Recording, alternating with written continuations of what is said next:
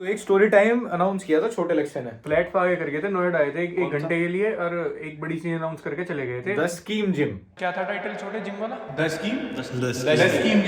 Scheme gym. मैं पहले यही पूछना चाहूँ जनता से कि तुमने आज तक कितने रुपए का जिम किया होगा? जितने लोग रेगुलर कर रहे वो कितने रुपए में जिम कर रहे होंगे? मतलब इस इंसिडेंट से पहले मैंने अपना सबसे महंगा जिम किया था 1500 रुपये महीना। और जितने भी मतलब इंडिया में जो जिम इकोनॉमी चल रही है ना, उसमें काफी बड़ा कंट्रीब्यूशन मेरा है, मुझे ऐसा लगता है, क्योंकि मैंने हर जिम में एनरोल कर रखा और सबकी मशीनें जो हैं सही चल रही है। तो अभी कुछ माह पहले हर्ष डागा और रचित सिंह गए थे नोएडा में। एक ऐसा जिम है जिसकी मोस्टली काफी शहरों में चेन मिल जाएगी तुम्हें। हाँ, और काफी मतलब नोएडा का बेस्ट जिम में से ही आता है वो, लेकिन अब नहीं रहा। हमारे साथ जब इंसिडेंट हुआ तो मोस्ट फ्रॉड में आ गया उसका नाम। तो हुआ ऐसा कि मैंने और रे ने पहले तो एक दो जिम में टेस्ट करा, फिर हमें उस वाले जिम के रेट अच्छे लगे और मतलब जिम भी वो काफी बढ़िया था। वो काफी सबसे ज्यादा बड़े एरिया में होगा वो। पहले दिन जिम में गए, जिम में घुसते ही मुझे एक ऐसा आदमी दिखा जिसका हमने रोस्ट कर रखा, और मतलब उसका बहुत बड़े लेवल पे करा था, खतरनाक ही। तो रचित ने कहा यार ये तो वो है, मुझे पहचान में नहीं आया। मैं कहा नहीं। फिर मैंने ऐसा फोन करा, मैं कहा ऐसे ऐसे है। कह रहा कि वो चेक कर, उसके राइट हैंड पे एक वो मिलेगा टैटू। मैं कहा हाँ है। घड़ी पहन रहा? मैं कहा हाँ पहन रहा। कि ये तो वही है भाई। अब ये क्या हुआ मुझे पता नहीं, कि मुझे थोड़ा डाउट सा हो गया कि ये मुझे घूर रहा, और वो देख भी रहा था हमें ध्यान से, वो पहचानने की कोशिश कर रहा था कि ये वही है क्या। जिम वाले भैया का ही फोन आ गया। जिम वाले ट्रेनर का ही फोन है। वो दिमाग में वही रहा डाउट। तो जब होगी 15-20 मिनट ऐसे ही वो मुझे देखे, मैं उसे देखूं, मुझे ऐसा हो गया। मैं कहा यार यहाँ तो कुछ शेडी है, दिक्कत है। मैं पहले ही दिन यहाँ तो लफड़ा जुड़ गया दिखे। फिर मैंने क्या करा, जिम में एक सबसे तगड़ा लड़का घूम रहा था। मैं कहा और भैया क्या हाल है? मैं गले वाले मिला, उसमें दिखाया मैं जिम में मेरा। अच्छा यार फर्स्ट डे था, बात ये होती इनका भी फर्स्ट डे था, उसका भी फर्स्ट डे ही था वहाँ उस जिम में। हाँ, तो वो फिर वो भी बंदा ट्रेनर निकला। वो ऑनलाइन मुझे बता रहा है कि सेल्फ हीलिंग बहुत जरूरी है। वो उसने आधा घंटा मुझे पका दिया, मैं पर बात सुनता रहा उसकी। वहाँ मैंने ये दिखा दिया कि जिम में लड़के की अच्छी पकड़ है। फिर खैर मैं घर आया, मैंने से बताया कि इसने कहा कि उसका मैसेज उसे ऑलरेडी आ चुका था। तो मेरी ना बात हो रखी थी, उन जितने लड़कों पर रोस्ट वोस्ट बनाया था सबसे बात थी। तो फिर वो खुद ही कहा कि शायद दोस्त वोस्त आ रहे थे आपके जिम में। मैंने कहा हाँ भाई। कह रहा अरे आप भी आओ वहीं पे जिम में, साथ में जिम करेंगे ऐसे वैसे। मतलब बाद में पता लगा लोंडा एकदम बढ़िया, वो अपने वाली बात है उससे।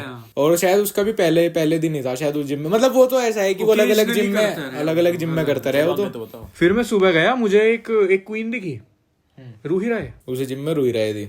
तो फिर उसके बाद क्या हुआ, इन्हें जिम वालों ने एक बढ़िया स्कीम में लपेट दिया कि इतने पैसे दे दो, 3 महीने हो जाएगा, उतने दोगे तो 3 महीने के बाद कंटिन्यू हो जाएगा, इसको पोज करना हो तो। मतलब उनके पास ना इतनी स्कीम है जिम में। अगर तुम यूं कह दोगे ना कि मुझे थोड़ा महंगा लग रहा, तो बताओगे कि आप अगर कभी पोज करना चाहोगे ना, तो एक हफ्ते के लिए 500 रुपए दे देना, पोज हो जाएगी मेंबरशिप। लेकिन फिर सुनो, जब तू पोज करने जाएगा उसको पहले कहेंगे आपको एटलीस्ट 1 महीना करना पड़ेगा। हाँ, 30 दिन का लगातार पोज लगेगा। 1 महीने के तो बताया उसने 7,500 8,000 में। कहा यार क्या सेंस बन रहा है इतने पैसों का। मैं कहा नहीं करते करते 3 ले लो, मैं आपको 16 में दे दूंगा मैक्सिमम। मैं कहा यार 16 भी 3 महीने कोई सेंस नहीं बनता, 5,000 से भी ज्यादा बैठ रहा है 1 महीने का। फिर वो आया 1 साल पे। तो मैंने उसे कहा कि देखो, मैं 1 साल की तो इन्वेस्टमेंट में नहीं कर सकता, और आप अभी मुझे कम का प्लान बता दो। तो हमने जो है 3 महीने वाले में हम एनरोल करने लगे। वो कहने लगा आप पैसे दे दो 3 महीने के, फिर जब 3 महीने आपके होने को होंगे तो आप आगे की पेमेंट कर देना। अगर आपको समझ आया जिम करते रहना कंटिन्यू आगे, और नहीं आया तो छोड़ देना 3 महीने के बाद। फिर मका कन्वर्ट हो जाएगा पूरे साल में। हाँ हमारे यहाँ हम कर देंगे, और आप पूरे साल का भी मत देना, पहले 6 में एक्सटेंड कराना, EMI में देते रहना जितना टाइम करते रहोगे। मैं कहा तो बहुत बढ़िया है, वरना तो वहाँ क्या करें दिल्ली NCR में सारा एडवांस पूरे पहले महीने में ही ले लें। देखो पूरे दिल्ली में और पूरे NCR में बल्कि अब एक बहुत बढ़िया स्कीम चल रही, जिमों के नाम है ना थोड़ा बहुत भी, वो ट्राई करेंगे आपको किसी न किसी प्लान में फंसाने का। आप एक बार भी प्लान में फंस गए, क्योंकि 99% लोग जिम ज्वाइन करने के बाद नहीं जाते, नहीं कंटिन्यू करते। 99% एग्जाम्पल तो उनका ये ट्राई रहा है कि अगर आप इनको 1 महीने के पहले, या तो आप प्लान छोटा रखोगे 2,000 रुपए 3,000 रुपए, तो 1 महीना या तो कर लेगा, या 1 महीना ना भी आया 3,000 का फर्क नहीं पड़े। बट जब तुम इन्हें 3 या 4 या 5 महीने 30 35 50,000 रुपए में फंसा दोगे, तो उसके बाद अगर ये चला भी गया ना तुम्हारा क्लाइंट, तो फर्क नहीं पड़ने का। आपने इसकी पूरी जिंदगी में जितने जिम करके पैसे लगाता ना, उतने आपने इसके 1 दिन में उतार दिए, तो उसके बाद इन्हें फर्क नहीं पड़ता। फिर क्या हुआ, मैं इनके वाला जिम ज्वाइन करने वाला था। मैंने ऐसा कहा था कि तू थोड़े दिन कर ले, और जब अब तू पूरे पैसे भरेगा मैं उस दिन चला जाऊंगा, मैं उस दिन से कंटिन्यू कर लूंगा। ये सुबह शाम जैसे जिम जा रहा था, जब सुबह जाता जब वे यूं कहते कि तुम्हारा कार्ड नहीं चल रहा, तुम्हारा पेमेंट डिफॉल्टेड है, ये कहता कि मैं तो इसी स्कीम में दिया था, ऐसा करा था, तुमने मुझे वो स्कीम समझाई थी। कह रहा वो कुछ नहीं हुआ, तो हमारा सिस्टम ऐसे हो गया, अपडेट हो गया हमारा सिस्टम, हुआ आप पूरे भरो दोबारा। एक कह रहा सिस्टम अपडेट हो गया। एक दिन मेरा सुबह दिमाग खराब हुआ ब्रेकफास्ट करते ही, मैं कहा यार इस तरह तो पैसे कितने, मतलब कुछ ऐसा हुआ कि 3 महीने के पैसे तो इसके 1.5 में करा दिए, और फिर इससे वापस कह रहे थे वे पूरा आधे साल का भरो तब आप अगले 3 महीने कर पाओगे। मतलब इस तरह कर दिया ऐसा कि कम से कम लाख रुपया देगा तू 2 महीने जिम कर। मैं गया जिम में, मैं कहा यार अब थोड़ा सा ना, थोड़ा इन पे रूड पड़ना पड़ेगा। मैं जाके यूं कहा उस बंदे ने जिसने करा था, मैं वो कहाँ है कि वो तो दूसरी शिफ्ट में। मैं फोन करके बुला उसे अभी यार, ओनर को बुला, मैनेजर को बुला। मैं कहा तुम तो यहाँ वो चला रहे, स्कीम चला रहे, तुम तो स्कैम कर रहे हैं। कह रहा क्या हो गया। मैं कहा फोन कर उसे जल्दी। फिर फोन करा। इनके पास एक बहुत तगड़ी भी तो बात है एक जिम के अंदर, मतलब ये कितना बनाया है कि हमारी सेल्स टीम अलग है, ट्रेन करने वाले अलग है, रिसेप्शनिस्ट अलग है। मैं वेट ही तो उठवा रहे जिम में खड़े हो गए अंदर। उसे फोन करा, वो उधर जाके कह रहा कि हो जाएगा भैया, आप ना अभी पैसे दे दो। मैं कहा ठीक है, शाम में रचित आवेगा, मेरा और रचित का वो अपने कार्ड से पे कर देगा। कि ठीक है। शाम में रचित गया तो उसे मना कर दिया पेमेंट के समय कि ये तो वो है, अब पेमेंट नहीं हो रहा, वैसे ही करना पड़ेगा ये और वो। तो उसके बाद मैनेजर का फोन आया, उनका मैनेजर भी फिर थोड़ा वो करने लगा, मतलब अवॉइड करने लगा। उन्हें दिख गया कि आने के तो है नहीं, पैसे इनसे आगे।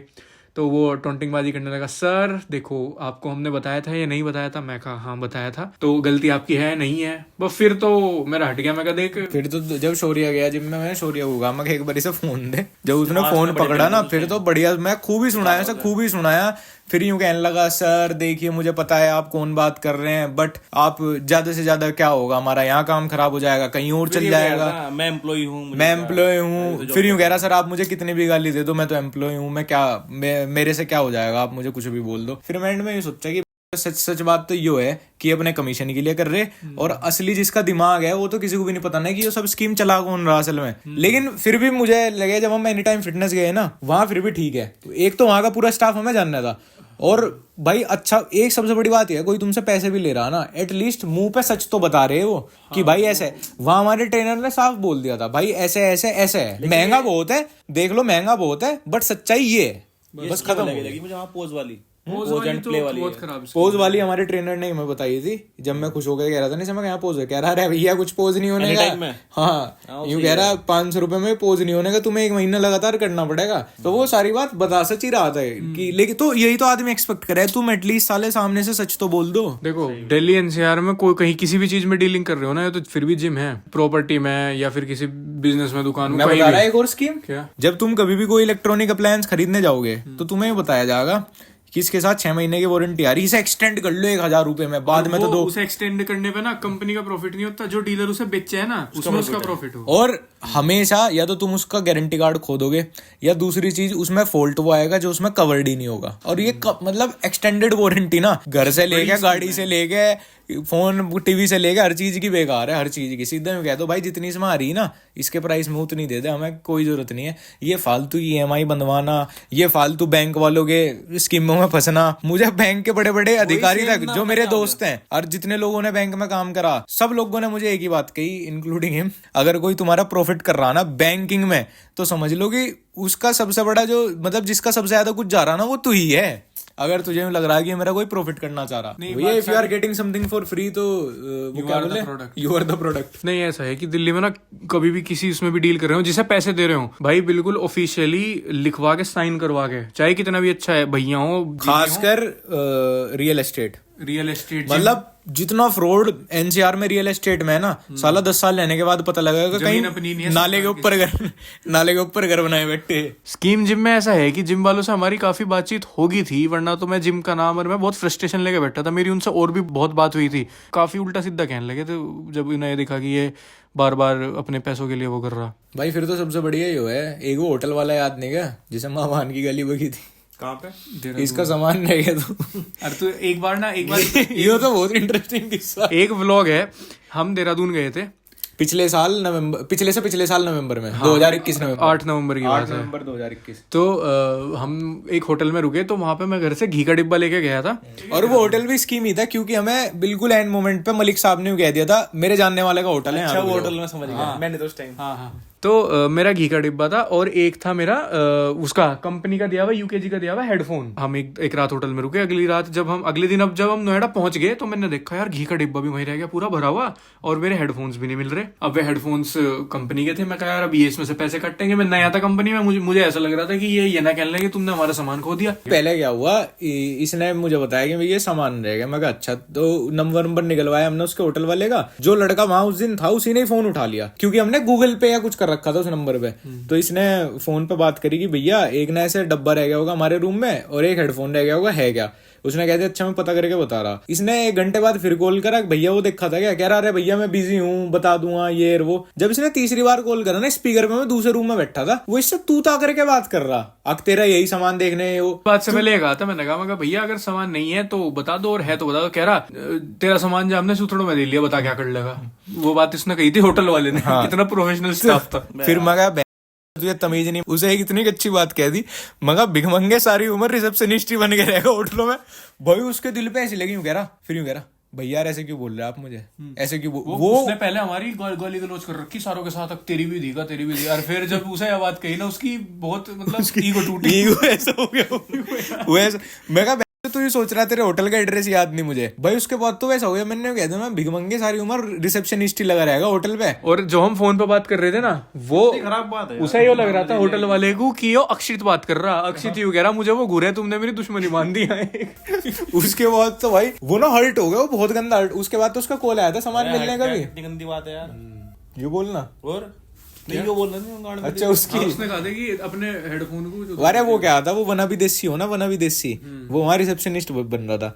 फिर तो मगा सारा सामान तो आना उना है नहीं, सा गाली पिया लो और क्या हो सके। पास के गांव से नहीं फिर मेरा यूं मन कर रहा है, मान ले मेरा ना यूं मन हो जाए अगर मेरी गाड़ी में किसी ने हल्की सी ठोक दी ना, मतलब मुझे पैसे नहीं चाहिए उससे, एटलीस्ट आदमी यूं तो कर दे कि चल भाई मेरी गलती यूं मारू। अगर यूं भी नहीं करता ना आदमी, अच्छा मेरा मन करे गाड़ी इसकी में एक तरफ से तो लगी गई, इसकी मैं 3-4 बार मारूं, इसका भी और नुकसान कर दूं, मैं जो जुद्दा बढ़ लूं अपना नुकसान, इसका दिन खराब करके जाऊं मैं किसी तरह। वही है साले टाइम हो गया। छोटे तू ऑडियंस बन के क्यों बैठा? छोटे को नींद आ रही जबरदस्ती रात को 11 बजे। अपने को ना तो मैं जिम की स्कीम में बताऊं उस टाइम। नाम तो तुमने दिया था यार।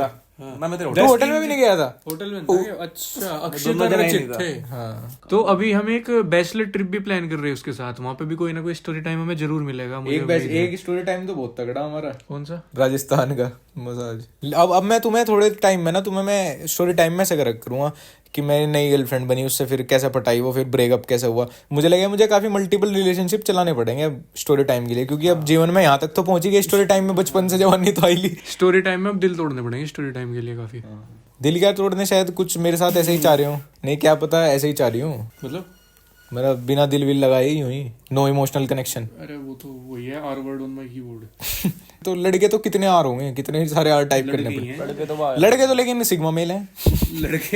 लड़के सब करके वो गाना लगा दें द लोकल ट्रेन का, छूलू स्टोरी पर सारे पाप धो जाओ उनके, खड़ा हूँ आज। लड़का बड़ा चीज। आदमी पता है क्या हो, आदमी सारा रायता फैला के, कदर नहीं करने का, टाइम नहीं देने का, अच्छे से बात नहीं करने का, तमीज में नहीं रहने का, सबसे खराब बिहेव करेगा, फॉर ग्रांटेड लेगा, जब छोड़ देगी वो किसी बात पे, हूँ आज भी वही, अब क्यों खड़ा, जब कहती मैं चली जाऊंगी कदर कर ले मेरी, तब तो कदर नहीं हो रही थी।